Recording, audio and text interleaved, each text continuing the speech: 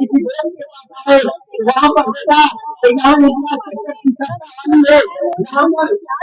काम करते हैं क्योंकि हमारे राज्य में हमारे बेरोजगार हमारे महाराष्ट्र साहब है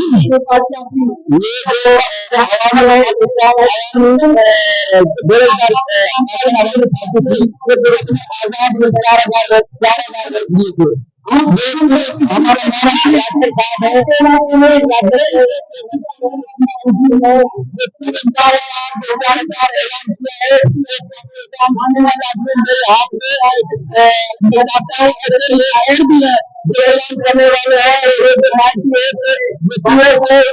देखेंगे इस दुनिया में देखेंगे तो सारे जो गरीब हल पक्के वाले की सुनते हर मजदूर के साथ देने वाली है मैं ये बताना चाहूंगा कि बटे सामने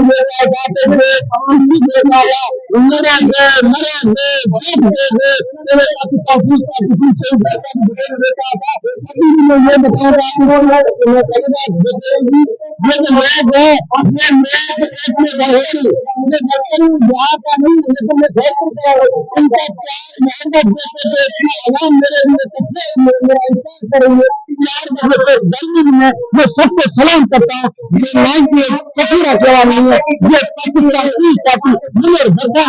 जवान है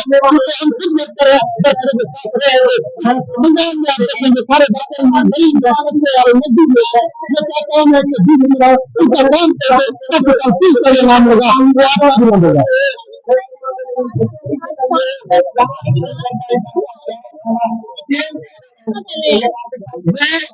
पाकिस्तान मेरे देश का नाम किया है